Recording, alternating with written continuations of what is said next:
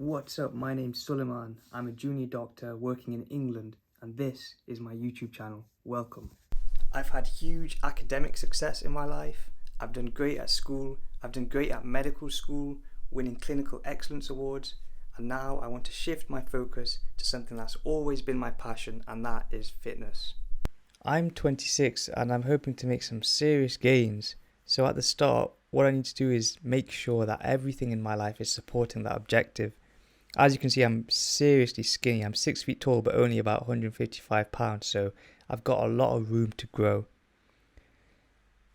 Going to the gym, it can be difficult. Sometimes we already feel tired and there are so many other distractions to keep us busy.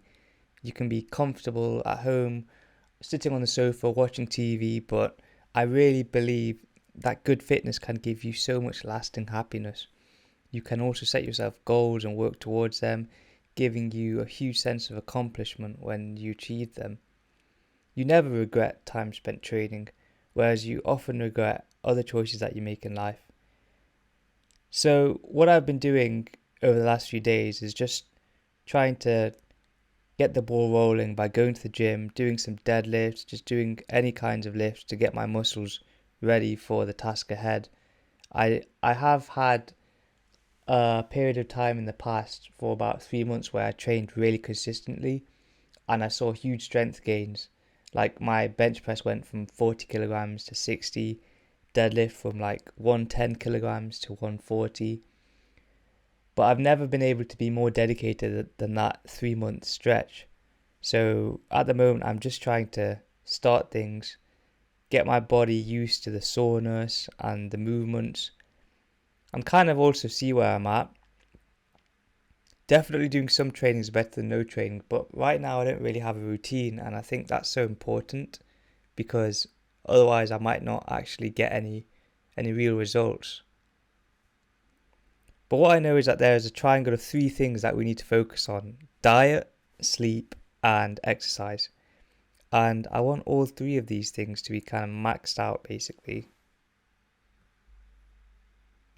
I've always been into fitness. When I was in school, I used to play as a striker in my school's hockey team, and I was actually pretty well known for my sprinting. That was kind of my main advantage in the team, where I was just sprinting past defenders, sprinting for balls, and hoping that I'd get a good pass and then basically tap it in. So yeah, I've always loved sports. And I've always loved sprinting actually. Ever since I was 5 years old, I used to love the thrill of racing people in the playground and beating them. I actually remember I had these sandals that were made of a kind of foamy material, and they were so light. And I've always been so skinny, so having light footwear was a huge advantage for me. And I remember I took those sandals to school, and I used to beat everyone when I was wearing them. And I knew it because I could feel the difference and I could tell I was winning by wearing them. And I told some of the guys at primary school back then, and they wanted to try them out, and I think they found that it made a difference too. But since then, med school. At med school, I trained as a sprinter, and I also did long distance runs as well.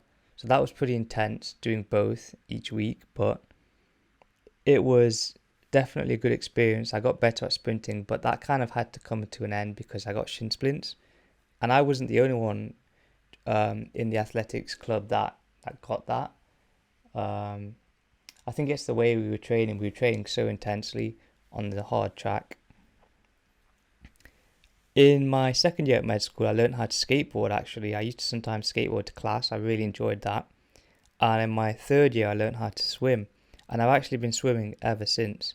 I'll try to make some videos on swimming when I can because I think it's an awesome exercise that can be so good for your body. Recently though, I'll admit I haven't trained much at all. And the reasons, to be honest, are a lack of planning and not giving my body kind of the respect it deserves, because it's been clear that before and after training, you really need to give your body the rest and the nutrients it needs. And what I've been doing is training really hard, and then the soreness has wiped me out for the best part of a week, so I haven't been able to go back and train again. But what I want to do is I want to build something strong and powerful, a strong, powerful body, and I want to do this quickly. And this is going to consume a lot of resources. So what we need to do is eat healthily, but it's going to be really challenging. So I'm going to have to come up with a meal plan that I can stick to and then stick to it. So a big part of the recovery is stretching, and I know that any stretching that I do makes me feel so good. I try and stretch as much as I possibly can. So I'm going to try and incorporate that into my day as well. So you can expect to see a lot of stretching, or just know that I am doing stretching. Working as a doctor, I've actually seen people at all stages of life with all kinds of problems, and although there's a lot of suffering, there's also unimaginable strength within us. I really believe that, and strength is what defines the life of winners, the life of champions, those who succeed and those who leave a legacy. So I want all of you to join me in becoming the person that you want to be, and to become as strong as you possibly can from wherever you're starting.